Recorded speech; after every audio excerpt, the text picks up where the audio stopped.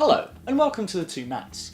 Now you may have noticed that there's two of me currently sitting here, and that's because I've used highly advanced sciencing to split myself apart. There's me, the measured critical fan, and me, the fanboy side of things. The part of you that cried when Han Solo took the business end of a lightsaber right to the chest, or when you watched Batman punch Superman for the first time and you thought it was going to be awesome except the whole movie sucked. Yeah. It's a bit like those anniversary episodes of Doctor Who where there's more than one of them kicking around, or the duality between the Hulk and Bruce Banner. That is if Bruce Banner went from being a ruggedly handsome, enigmatic and highly charming video personality to a slightly more fanboyish but still ruggedly handsome, enigmatic and highly charming video personality. You forgot incredibly humble. Oh, you complete me. Now on to the show. Robert Downey Jr. is the godfather of the Marvel Cinematic Universe, having appeared in 8 MCU movies since 2008. He's set to overtake Huge Jacked Man by 2019 for most recurring appearances as a superhero on film, with Avengers 4 untitled. Oh my god, that name's damn catchy. With Spider-Man Homecoming set to explode all over audiences like the sticky white fluid hurling out of Tobey Maguire, Downey will be marking his 8th appearance as the Armoured Avenger. So there's a segue here about doing a video on his last solo outing in Iron Man 3? Oh. There it is. We thought it's high time we look back at Tony Stark's most divisive MCU effort. Iron Man 3 was released to much anticipation.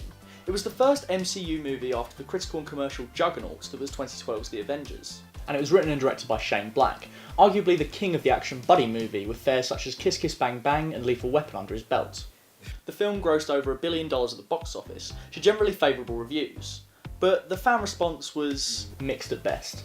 As a result, you'll still see people on internet message boards proclaiming it's the bastard child of the Iron Man movies, whilst others stick it nigh high on the top of their list for best MCU picture. Me are going to be breaking down some common fanboy criticisms, and we're going to be seeing if they're worth their weight in little nerd boy virginities. Disclaimer, no, we are not going to talk about the Mandarin whatsoever. It's been covered enough already, and there's much to dissect without it. Here are 4 fanboy criticisms of Iron Man 3, excluding the Mandarin. Does it take enough chances? Let's not beat around the bush here. Pepper's death should have happened. She should have bought it from the moment she fell 50 feet to a fiery doom, and the movie would have been better for it. No, you can't just kill off Pepper. It would be a slap in the face to audiences who have seen them develop since 2008, and they've still got so much more room to grow. But doing this would have given Tony a much more satisfying arc, and quite frankly a bit more impetus to be a dick in Age of Ultron and Civil War. His need to create stronger safeguards in both the Ultron program and supporting the Sokovia Accords could have been nicely punctuated by the loss of his lady love. Whereas currently, Tony just seems to be a dick because, well, he's a dick, and there's not an awful lot to it. It doesn't really make a whole lot of sense. To add insult to injury, Pepper only got awkwardly name-dropped or written out entirely in Tony's subsequent movies. A tactical streamlining of these characters all the way back in Iron Man 3 would have been the best route. Okay, characters dying in the MCU is an issue, I'll give you that. But it's not like they haven't tried to rectify things in recent times. Guardians mainstay Yondu recently brought the dust in Volume 2, and the stage is set for multiple characters to face the Reaper in Avengers Infinity War. People can only assume that characters like Pepper and Happy, supporting characters, will also be facing the Reaper. Does ditching the arc reactor make no sense? This one is just weird. So after having to use an arc reactor stuck in his chest in Iron Man 1, stopping shrapnel from entering his heart, Tony just decides to get it removed at the end of Iron Man 3. Now yes, Dr. Wu does get some context in the Chinese extended cut of the film, touted as a brilliant surgeon that just might be able to pull it off when it hasn't been able to be done before. But, A, if it's that important, it should be in all the cuts, and B, even at that, it's still pretty hokey, and it begs the question, why didn't he try this before? Come on, this one makes sense. Would you want highly dangerous metal pressed against your heart? No, Matt, no I wouldn't. Exactly. I also know that if I could have removed it the second I got off the plane, I would have done so. The whole thing is disjointed between films, especially after all the trouble Stark went to in Iron Man 2, even creating a new synthetic element just to sustain the arc reactor in his chest. So agreed, it's a bit of a continuity issue, but it doesn't mean we should leave Tony's arc going unfulfilled. The whole point of the film is that Tony keeps using his suits more and more. He's using them as a crutch to distract from his PTSD, and he's using it to protect himself at all times. So when Tony blows up his suits at the end, it's his first step towards realising that the suit doesn't make the man, and that's then capped off with his decision to finally bite the bullet and get the shrapnel out of his chest removed. In his words, I am Iron Man. Where are the other Avengers? This is a complaint that is particularly prevalent in Phase 2 of the Marvel Cinematic Universe, and with good reason. Where the hell are the other Avengers?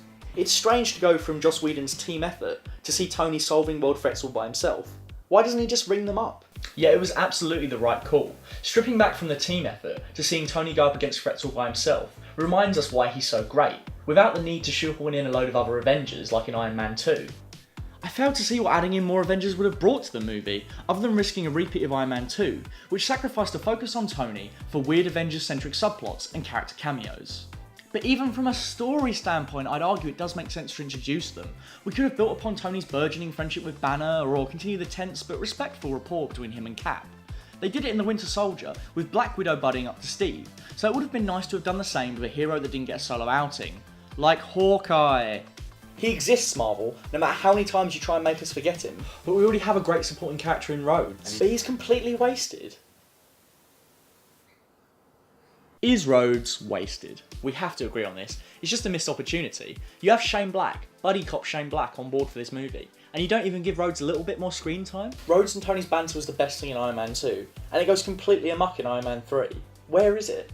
After seeing the two of them Tekken tag team the shit out of a horde of killer robots in 2, it would have been nice to have seen this expanded upon in the third film. How interesting would it have been to have injected a little more camaraderie into the action sequences? It's a hell of a lot of fun for the minute we get before the final battle, but why isn't Rhodes in more? What if the scene where Tony is forced to use only a single boot and single glove had Rhodes in as well? Maybe the two could have been sending the pieces back and forth, forcing them to ration the armour, and share it as they saw fit. Could have been a nice moment of teamwork, and a good spot of development after their refusal to work as a succinct unit in the previous film. So those are our thoughts on Iron Man 3.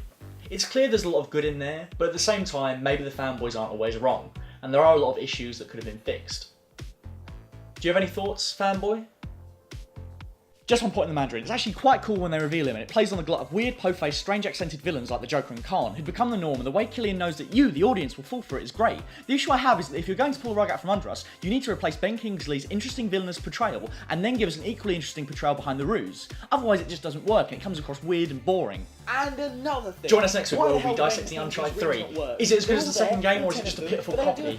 I know it's connected to the 10 rings from the films, and that's cool. That's cool that it's in Iron Man 1 and in Iron Man 2, and there's connective tissue there. But why the hell do we not have teleportation, ice powers, fire powers? These rings should be able to do stuff, man. They do stuff in the comics. It doesn't make any sense. It's so annoying.